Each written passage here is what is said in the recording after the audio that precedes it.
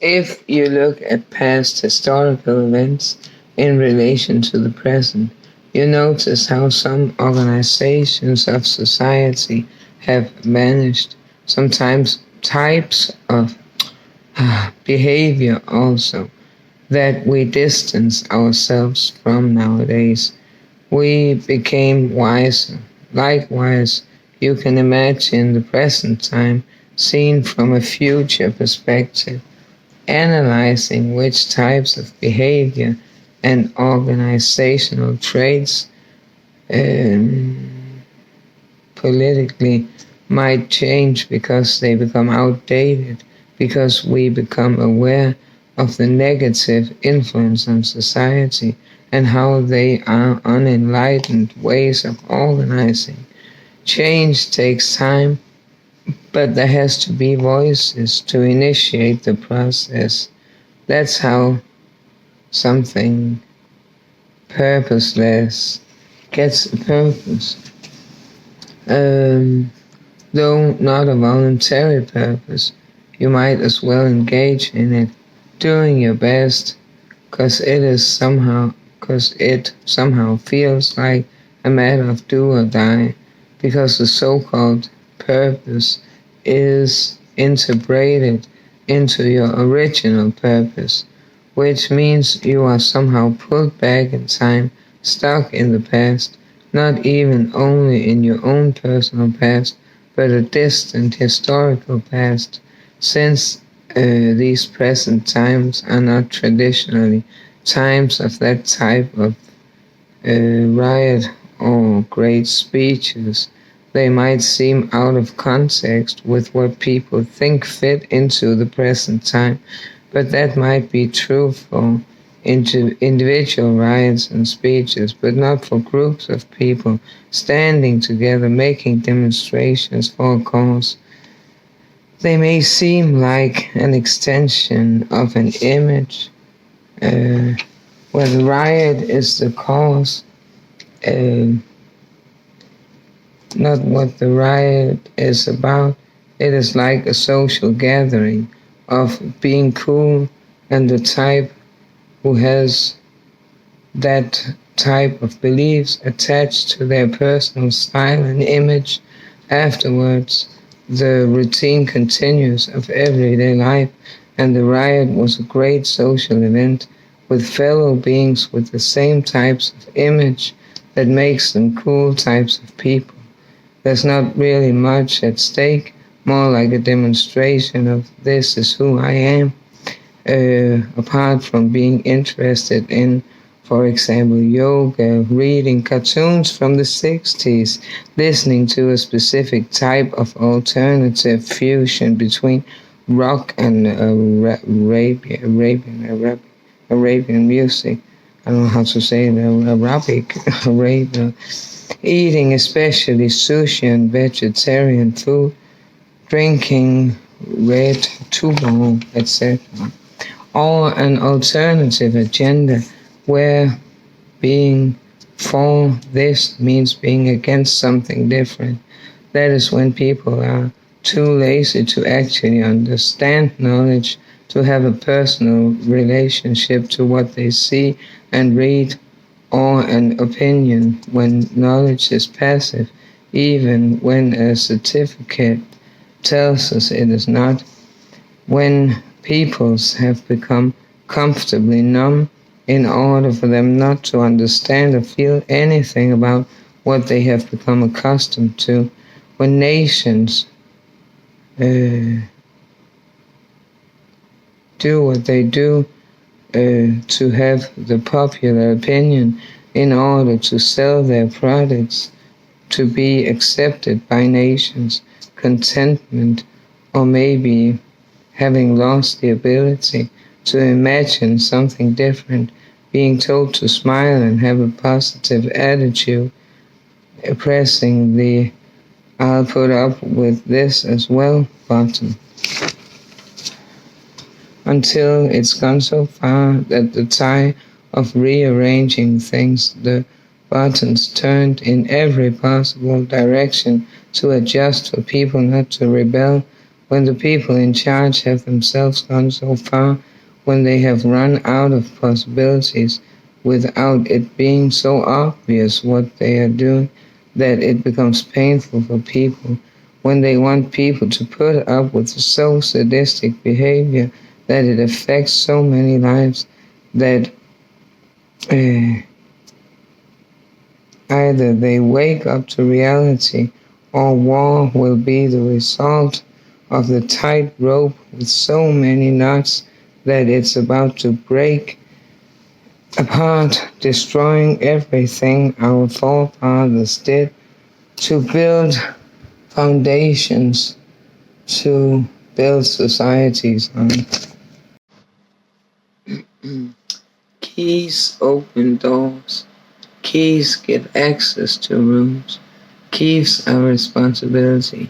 Keys means control. Keys can lock doors. To own keys means you have to be mature in order to administer the responsibility. What about the key of life? Did the Egyptian key give access?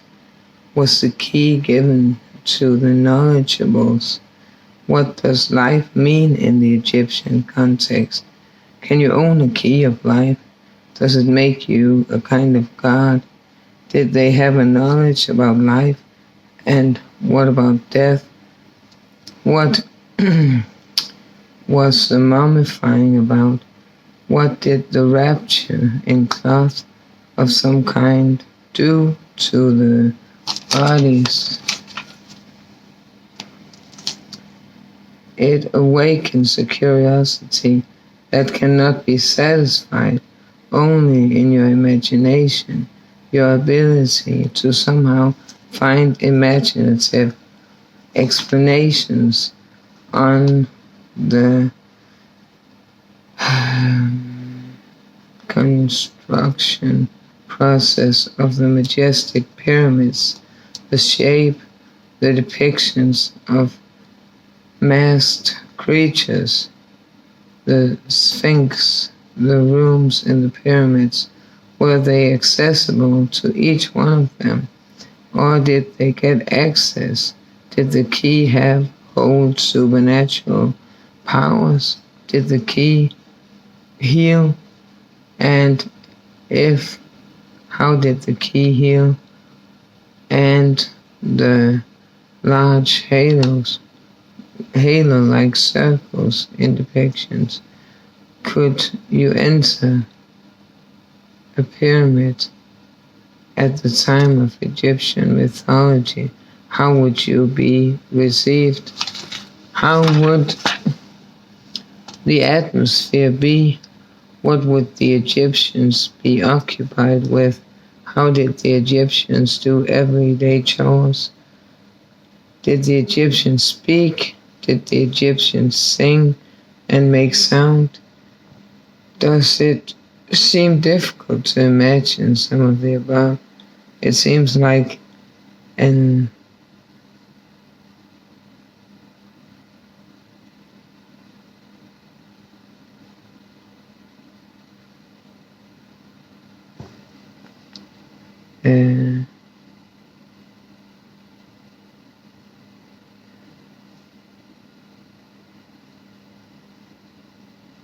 oh yeah.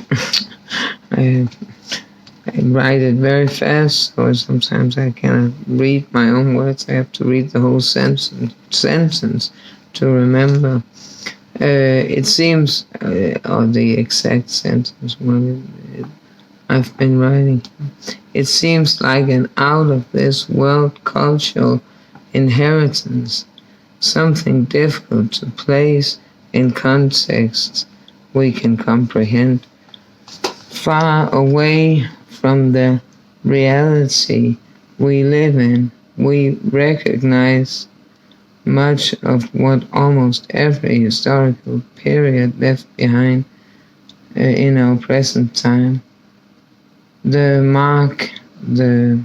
periods made to influence the present time, but not the Egyptian mythology.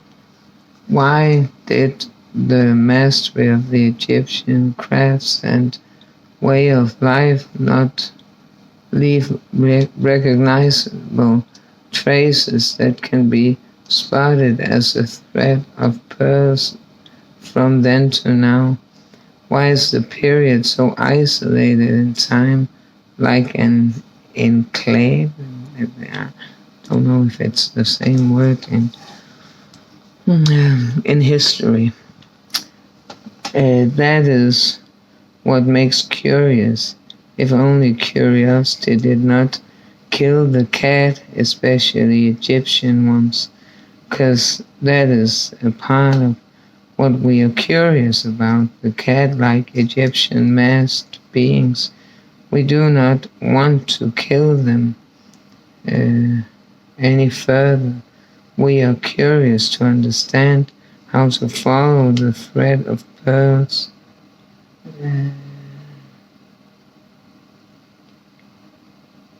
Maybe they are there, here, but invisible to our eyes for some reason.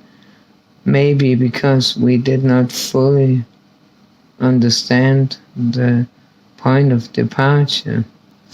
Even the fabric of our clothing gives associations to a type of understanding of the invention of craft, the inspiration from animals, insects, from spiders, and the woven webs, the flying birds and insects and flying, the work procedures of ants, the way bees fertilize flowers, the way water makes plants grow better, the way birds sing, etc. What do cats do? Cats play. They tease their victims before they kill them. Cats give presents to people they like, as far as we understand it. Placing mice on their stairs. Cats purr, a strange sound we assume means the cat is feeling good. The cat is the master of relaxation, not being stressed only when there's reason to, not like human beings who think about the past and the future. Worries about tomorrow and yesterday. Are there traits of the cat that somehow meant something to Egyptians? Cats are different from dogs.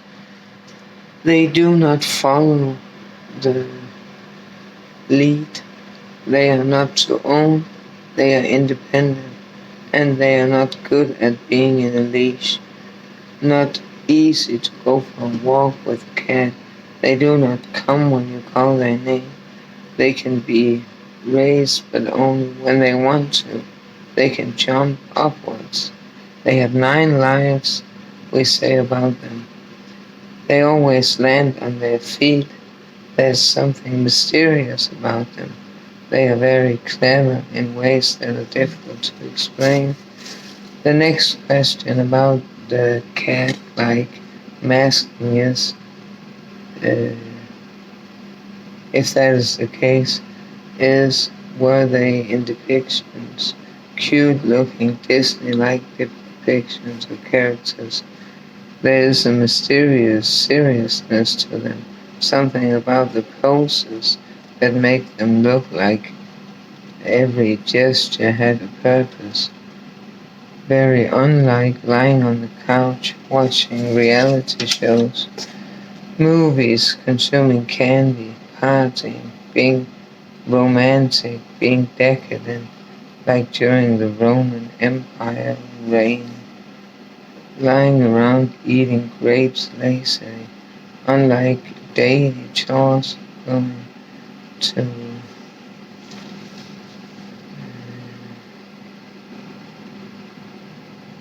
work like doers. Did Egyptians live in the pyramids, or were they a type of churches or castles? Was it religion? They were gods Were they like royalty? Societies have hierarchies. Do we see hierarchy in depictions? More questions than answers. I know there are writings that are translated somehow. Did the mummifying process revive the people, wrapping them in something that would penetrate the skin, that possessed something containing qualities of revitalization? If so, what could those materials be soaked in?